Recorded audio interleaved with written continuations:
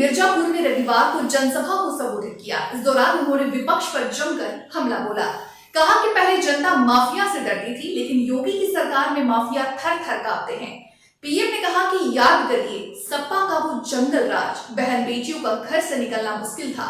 माँ बाप मजबूर होकर बेटियों का स्कूल कॉलेज छुड़वा देते थे। व्यापारी इसी खौफ में जीते थे कि कब कौन फिरौती मांग ले, कब किसका खेत चला जाए।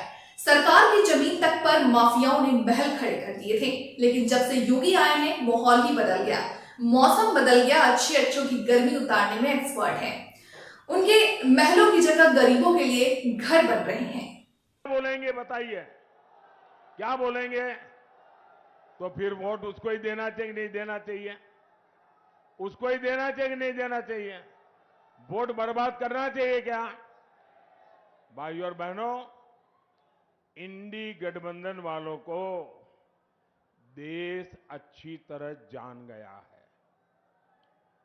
ये लोग गौर सांप्रदायिक हैं, ये लोग गौर जातिवादी हैं, ये लोग गौर परिवारवादी है।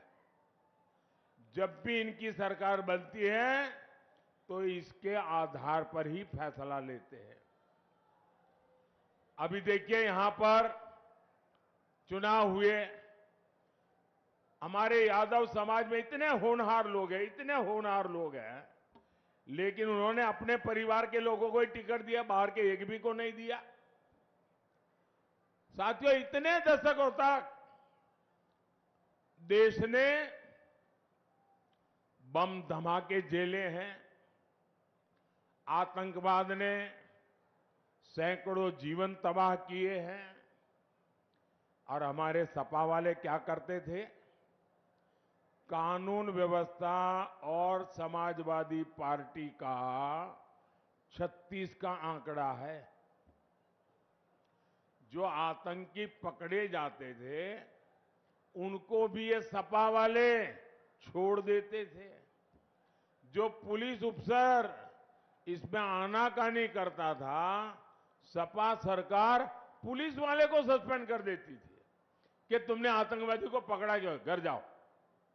साथियों, मिर्जापुर को तो इन्होंने बदनाम करके रखा था।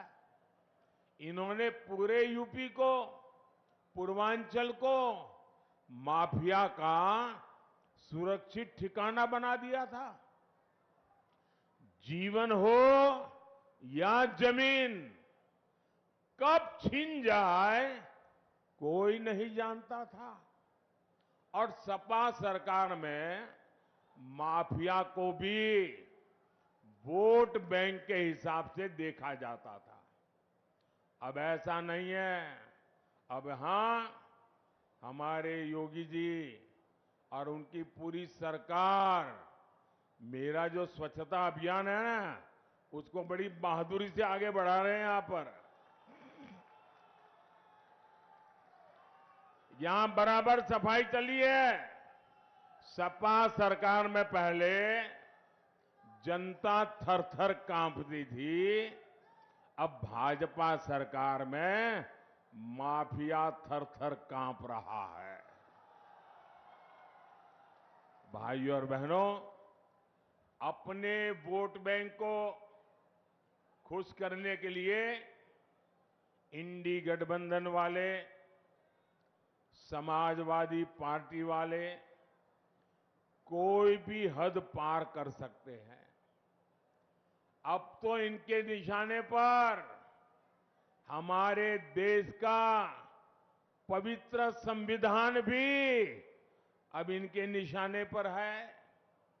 ये दलित, पिछड़ों, आदिवासियों के हक लूटना चाहते हैं। हमारा संविधान साफ साफ कहता है कि धर्म के आधार पर आरक्षण हो ही नहीं सकता। इनके इरादे कितने खतरनाक हैं, इससे जुड़ा एक नया खुलासा मैं आज कर रहा हूं। 2012 में उत्तर प्रदेश विधानसभा चुनाव के समय जनवरी महीने में सपा ने अपना घोषणा पत्र जारी किया था 2012।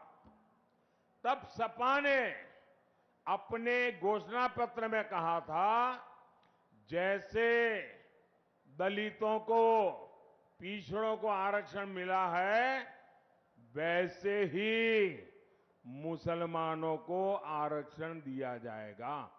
ये सपा ने 2012 के घोषणा पत्र में कहा था।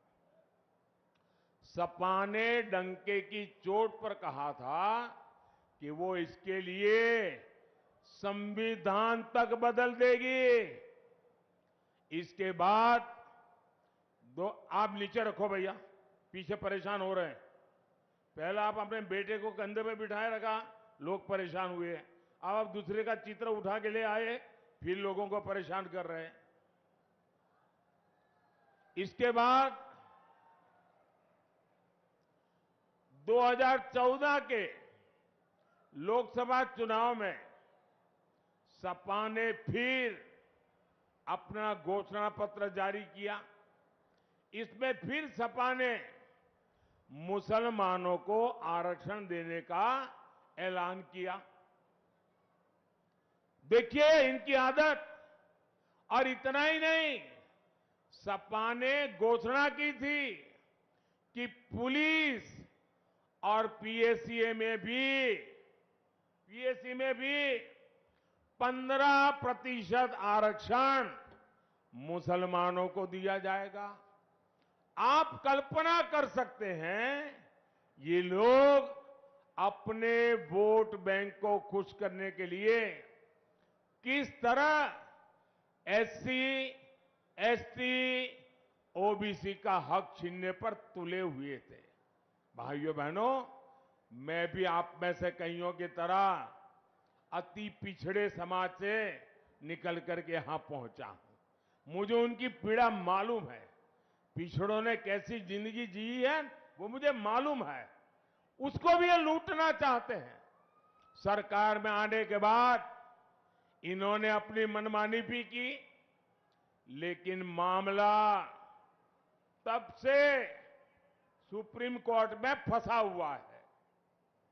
बावजूद इसके ये पिछले दरवाजे से ओबीसी का हक, अति पिछड़ों का हक मुसलमान को देते रहे हैं। लेकिन बार बार कभी हाई कोर्ट, कभी सुप्रीम कोर्ट इसको रोक लगाती है, गंभीर सवाल पूछती है, मामले लटके रहते हैं। अब इसलिए इन्होंने क्या सोचा है कि अब इंडी वालों ने तय किया है कि मुसलमानों को आरक्षण देने के लिए